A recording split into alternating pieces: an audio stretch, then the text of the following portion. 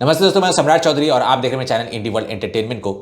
तो Chinese media से ही एक क्लेम है कि एक रीसेंट सर्वे में इंडियन एयरफोर्स चाइनीज़ एयरफोर्स से ज़्यादा स्ट्रांग बताया गया है। समटाइम्स कि आत्मनिर्भर होना तो है, but at the same time बहुत सारे एक्सपर्ट भी जो कहते हैं कि आत्मनिर्भर होना मतलब इंडियन एयरफोर्स या फिर इंडियन मिलिट्री को जो है वीकेंड भी नहीं करना है, ये भी इंश्योर है, ये भी इंश्योर करना है बेसिकली। क्योंकि जब आप बेस्ट ऑफ द वर्ल्ड्स खरीदते हैं तो एक तो है कि वो उसका भी एक पावर, अलग पावर होता है।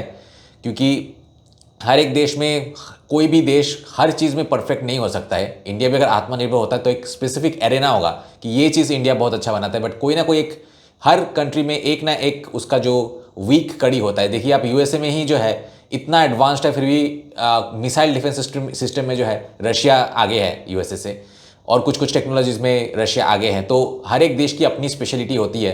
तो इंडिया के पास फ़िलहाल अभी ये एडवांटेज है कि बहुत दुनिया से जो बेस्ट बेस्ट चीज़ें हैं इंडिया के पास है, जिसके चलते इस सर्वे ने जो है इंडिया को टॉप पोजीशन पे रखा है, चाइना से आगे रखा है।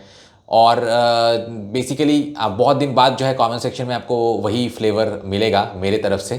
क्योंकि कुछ कुछ लोग बोलते हैं कि भाई कमेंट सेक्शन में तू रिप्लाई मत किया कर, डब करके सुना बस। भाई व्यूज़ में देख लेना कंपेयर करके, जब मैं रिप्लाई करता हूँ तो कितना व्यूज़ आता है और जब मैं रिप्लाई नहीं करता हूँ तो कितना व्यूज़ आता है। तो तेरे को पता चल जाएगा कि मेरा पर्सनल टच लोगों को कितना पसंद आता है। जिसके चलते जब भी मैं खुद मैदान जंग में उतर के खुद रिप्लाई करने लगता हूँ तो उसका एक अलग ही जो है रिस्पॉन्स आता है बेसिकली। तो खैर बिना टाइम वेस्ट किए चलिए आज का वीडियो शुरू करते हैं।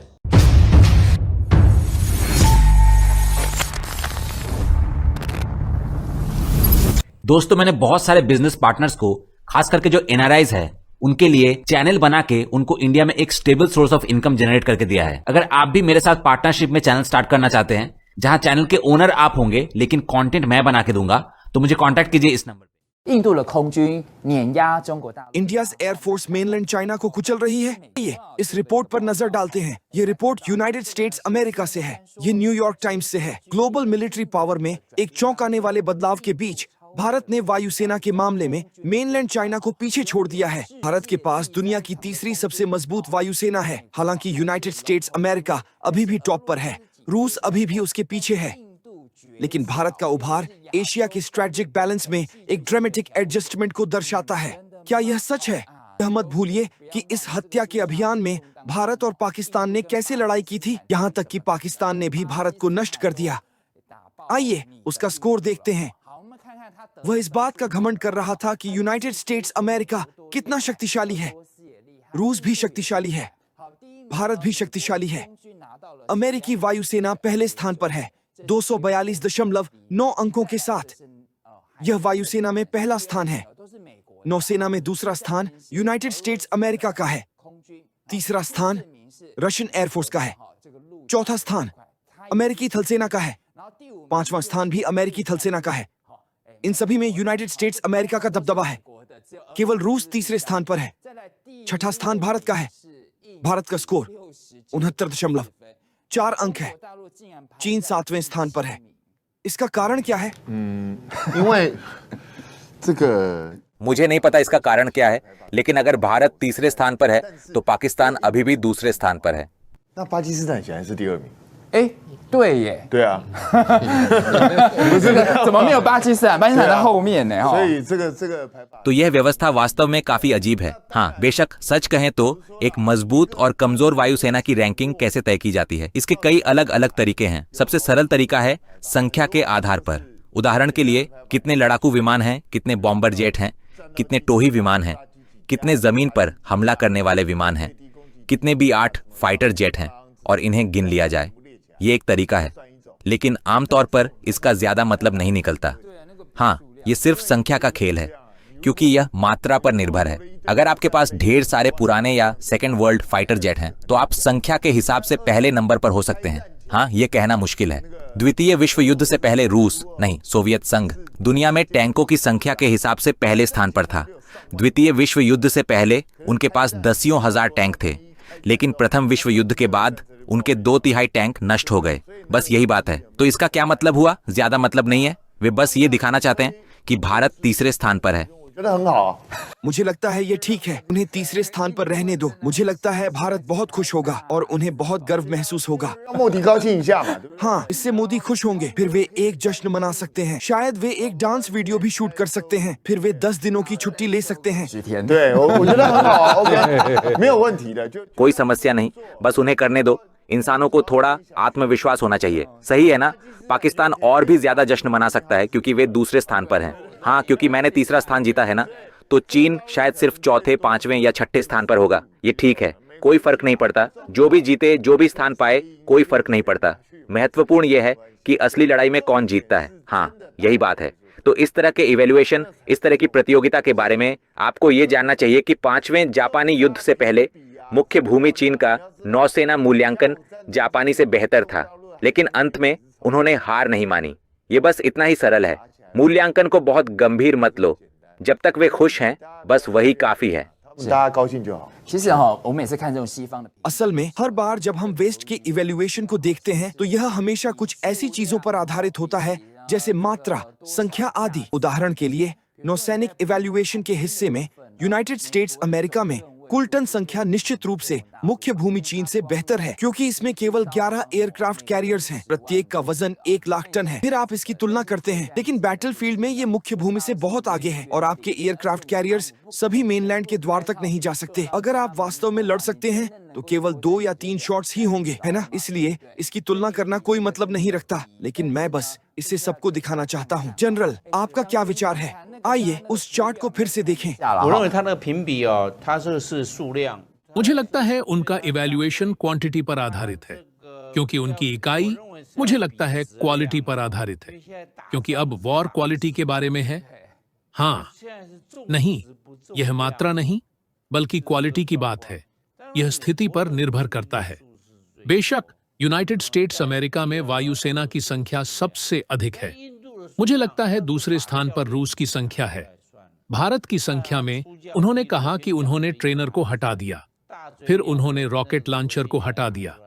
बड़ी बड़ी नाक वाला पक्षी, उस तरह का रॉकेट लॉन्चर, उन्होंने इसे हटा दिया। उन्होंने इसे लिया, संख्या को चार्ज करने के लिए लिया। मुझे लगता है कि भारत की वायुसेना में 3 कमियां हैं। अब तक यह अभी भी मौजूद है। पहली कमी, भारत की वायुसेना यह एक बड़ी बोर्ड है।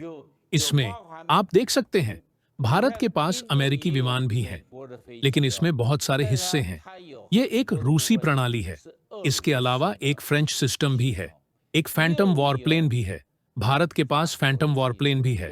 फिर एक इजरायली प्रणाली है। उन्होंने इजराइल से बहुत सारे ड्रोन खरीदे। उनकी प्रणाली जटिल है। तो मुझे लगता है कि भारत की वायुसेना को एक बड़ी बोर्ड तैयार करनी होगी। ये कैसे एकीकृत होगी? क्योंकि यह सिस्टम कॉम्प्लिकेटेड है। रख रखाव, बीमा, ये बहुत कॉम्प्लिकेटेड है। 一个大短板，它怎么样去整合？因为系统复杂，维修保障 हर एयरक्राफ्ट सिस्टम्स और पुर्जे अलग अलग हैं। रूसी, अमेरिकी, इजरायली, इन्हें आपस में बदलना असंभव है। ये एक दूसरे से बात नहीं कर सकते। इससे उनकी लॉजिस्टिक्स और सप्लाई सपोर्ट सिस्टम बहुत जटिल हो जाती है। जब यह इतनी जटिल हो जाती है तो कॉम्बैट कैपेबिलिटी हासिल करना मुश्किल हो जाता है। मुझे लगता है कि यही पहली बड़ी कमजोरी है। यहाँ तक कि स्पेक्ट्रम नियंत्रण भी गड़बड़ है। एयर रेडियो, यूएचएफ, वीएचएफ, जब भारत अपनी सेनाओं को सुसज्जित करता है तो यह टुकड़ों में बंट जाता है, क्योंकि हर प्लेटफॉर्म स्पेक्ट्रम के अलग हिस्से का उपयोग करता है। आप हर विमान पर एक ही रेडियो नहीं लगा सकते। रेडियो सेट प्रत्येक विमान पर अलग से फिट किए जाते हैं, इसलिए स्पेक्ट्रम मैनेजमेंट बहुत मुश्किल हो जाता है। दूसरी कमी मुझे लगता है इंडस्ट्रियल सेल्फ रिलियंस है। भारत की आत्मनिर्भरता कहाँ है?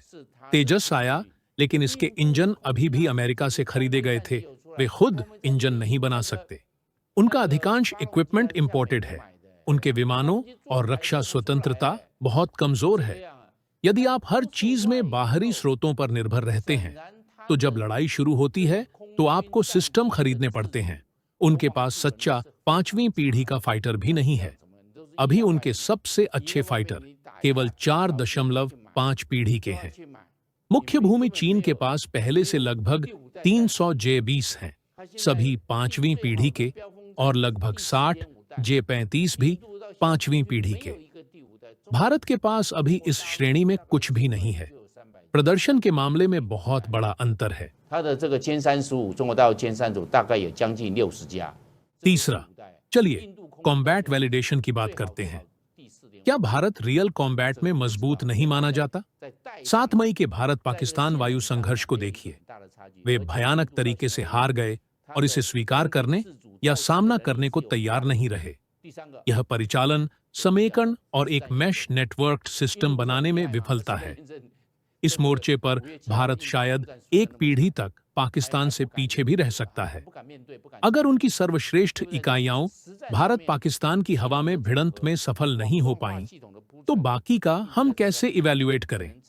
तो एयरक्राफ्ट सेल्फ प्रोडक्शन से लेकर कॉम्बैट रिकॉर्ड तक और उनकी सिस्टम्स की एक्सेसिव कॉम्प्लेक्सिटी, सब कुछ ओवरली कॉम्प्लिकेटेड, खंडित और कभी-कभी केओटिक है। हाई इंटेंसिटी कॉन्फ्लिक्ट में भारतीय वायुसेना की भूमिका काफी सीमित होगी। अगर आप केवल संख्या के आधार पर निर्णय लें, तो आप कह सकते हैं बस और विमान खरीद लो और अधिक ड्रोन खरीदो, रूसी कैरियर्स ले लो और खरीदारी कर लो। पर असली समस्या इवैल्यूएशन है। प्रत्येक एयरक्राफ्ट का अलग कॉम्बैट वैल्यू होता है और उसे केवल मात्रा नहीं बल्कि वॉर कैपेबिलिटी के आधार पर आंका जाना चाहिए। 每一架飞机的值是不一样，这个要从战力值来分析，而不是从数量来做分析。所以这一个报告，我认为可以适度的来怀疑。对，其实都要看一下它到底。 मुझे लगता है कि उस रिपोर्ट पर उचित संदेह किया जा सकता है। फंडामेंटली डिफरेंट होना चाहिए क्योंकि कई लड़ाइयां मौलिक रूप से अलग होती हैं। अगर आप ड्रोन, चीनी कैरियर और J-20 की गिनती शुरू करते हैं तो टैक्टिक्स बहुत भिन्न हो जाते हैं। इन्हें एक साथ मिला नहीं सकते। 不太一样哦。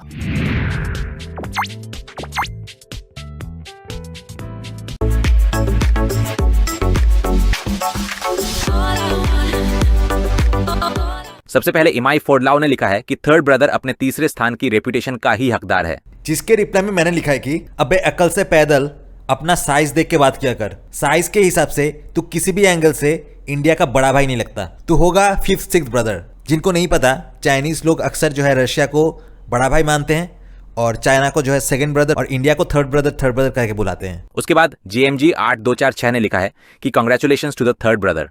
उसके बाद एलेक्स TW चांग ने लिखा है कि मैगजीन एडिटर इंडियन डिसेंट के हैं। मुझे हैरानी है कि भारत को पहला स्थान नहीं मिला। ऑपरेशन सिंदूर ने भारतीय वायुसेना के अनपैरेलल्ड इक्विपमेंट, मोराल और ट्रेनिंग को डेमोन्स्ट्रेट किया, जिससे अमेरिका और रूस भी बहुत पीछे रह गए। जिसके रिप्लाई में मैंने लिखा है कि सार्केज्म मारने का बहुत ट्राई किया, बट ऑपरेशन सिंदूर में तुम्हारी एयर डिफेंस सिस्टम की औकात तो दिखी गई और तुम लोगों से एक्सपेक्ट भी क्या ही कर सकते हैं। जो साले चीनी चिंदिया बेड पे अपना मिसाइल नहीं लॉन्च कर पाता, वो इंडिया पे क्या मिसाइल लॉन्च करेगा। ये देखो चाइना ने कैसा बेड बनाया है। खुद से तो काम होता नहीं है, इसलिए मशीन बनाया है ये करने के लिए। इतनी सुस्ती है मतलब। This bed will make you vibrate. This guy is testing out this vibrating bed. इसीलिए तो एक ऑपरेशन सिंदूर जो है वो इंडिया पाकिस्तान में चला रहा है, दूसरी ओर चाइना में दूसरे ही टाइप का ऑपरेशन सिंदूर चल रहा है, जहाँ पे बहुत सारे चाइनीज महिलाएं अपने मांग में सिंदूर भरने की कोशिश कर रहे हैं।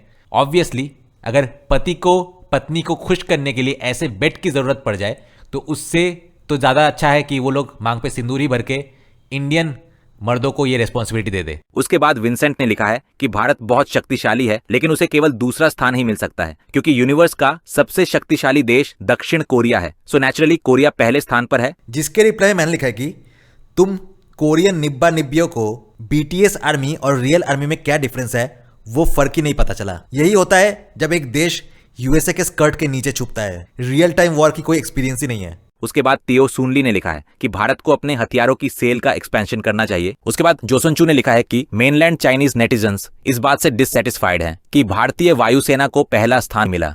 जली ना, तेरी भी जली ना। उसके बाद पिंगवन चोंग ने लिखा है कि तो अब भारत घमंडी होता जा रहा है और अमेरिका को पछाड़ने ही वाला है। उसके बाद स्कोल टाइम ने लिखा है कि मेगस आयरनविल इज नंबर 1, भारत दुनिया में नंबर 1 है और दक्षिण कोरिया पूरे यूनिवर्स में नंबर 1 है। गांड लग जाए, प्राण चले जाए, पर हवाबाजी ना जाए। उसके बाद शू गुआंगिन ने लिखा है कि समय बदल गया है, अमेरिका को अब डोमिनेशन कंटिन्यू रखने का साहस नहीं बचा है, चाइना's राइज इज इनएविटेबल। उसके बाद एंसन यू ने लिखा है कि भारत दुनिया की सबसे शक्तिशाली मिलिट्री फोर्स है। उसके बाद हुआंगबेन ने लिखा है कि भारत के पास अमेरिका, रूस, फ्रांस और अन्य देशों के फाइटर जेट्स हैं, इसलिए ये सभी से भी मजबूत है। इंडिया डेफिनेटली दुनिया में नंबर 1 है। उसके बाद ब्यॉर्न गुओ ने लिखा है कि बीइंग मॉडेस्ट, भारत दुनिया में नंबर 1 है। चाहे वायुसेना हो, सेना हो, नौसेना हो, स्पेस फोर्स हो या साइबर फोर्स, भारत दुनिया में नंबर 1 है। उसके बाद रॉबर्ट लिम ने लिखा है कि बिल्कुल चीन एक बड़ा विजेता है, खासकर उनके super light grey fighter jets. जिसके रिप्लाई में मैंने लिखा है कि हाँ, बहुत ही लाइट, इतना लाइट कि पाकिस्तान के मोटे दिमाग का वजन उठा नहीं पाए। इसीलिए इंडिया ने बहुत सारे जेट्स मार के गिरा दिए और एट द सेम टाइम कई सारे जेट्स जो है वो तो टेक ऑफ भी नहीं हुआ। तुम्हारे लाइट वेट एयरक्राफ्ट सिर्फ 2 फुट या चीनी को ही अपने अंदर समा सकते हैं और उसको उठा सकते हैं। उसके बाद यूईवन ने लिखा है कि बिल्कुल अब तो अमेरिकियों को कदम उठाना चाहिए और उनकी इच्छा शक्ति लोहे जैसी है। चीन आपका बहुत लंबे समय से इंतजार कर रहा है। उसके बाद मेन साओ नान ने लिखा है कि चीन नाराज नहीं है बल्कि जोर जोर से तालियां बजा रहा है। उसके बाद सन जिनशुई ने लिखा है कि जो भी हो, अगर वे कहते हैं कि वे हमें सरपास कर सकते हैं तो हम उन्हें सरपास कर देंगे। बाप को भेज, तेरे बस की बात नहीं। उसके बाद हुशिनो ने लिखा है कि सभी पश्चिमी रैंकिंग बेकार हैं, खासकर अमेरिका की।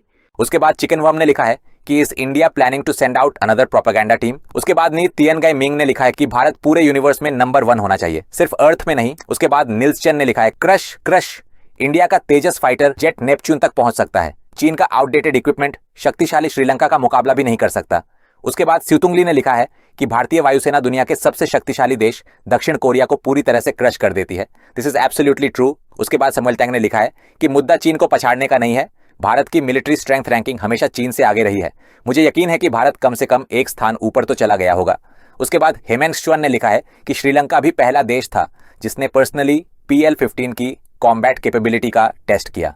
मुझे लगता है कि भारतीय वायुसेना दुनिया की सबसे बेहतरीन है, लेकिन वे अभी भी बहुत मॉडेस्ट हैं। उसके बाद फेलोंग जायतियन ने लिखा है कि भारत दुनिया का सबसे शक्तिशाली राष्ट्र है क्योंकि इसकी आबादी 1.4 अरब है। सिर्फ 1.4 अरब राइफलों के साथ या अमेरिका या रूस के खिलाफ एक विशाल ह्यूमन वेव में मुकाबला कर सकता है, इसे हल्के में मत लें। उसके बाद रेन काइली ने लिखा है कि लगता है कि अमेरिका फिर से पैसों की तंगी में है और भारत कुछ नुकसान कम करने ही वाला है। उसके बाद चेनबुन ने लिखा है कि यही वर्तमान विश्व स्थिति है। यह स्थिति प्रथम विश्व युद्ध से ही बनी हुई है। कॉलोनाइजेशन से लेकर स्वतंत्रता तक भारत कभी नहीं बदला और उन्होंने पश्चिमी तकनीकों को अपनाया है। इसका पूरा क्रेडिट उनकी एलॉक्वेंस को जाता है। उसके बाद YB200 ने लिखा है कि भारत दुनिया में नंबर 1 है, इसे होना ही चाहिए। The Chinese are convinced. उसके बाद एरिक 95 ने लिखा है कि क्या वह पूरे यूनिवर्स में नंबर 1 नहीं होना चाहिए। उसके बाद कोमारेला कोबायाक्सी ने लिखा है कि नॉर्थ कोरिया पूरे यूनिवर्स में नंबर 1 है, दक्षिण कोरिया मिल्की वे में नंबर 1 है और भारत ग्लोबली नंबर 1 है। जिसके रिप्लाई में मैंने लिखा कि और चाइनीज लोग चमगादड़ के सूप खाने में, घटिया घटिया बीमारी फैलाने में, और जैसे कि कमेंट सेक्शन में देख सकता हूं सबसे घटिया level of poor jokes crack करने में चाइनीज लोग नंबर 1 है।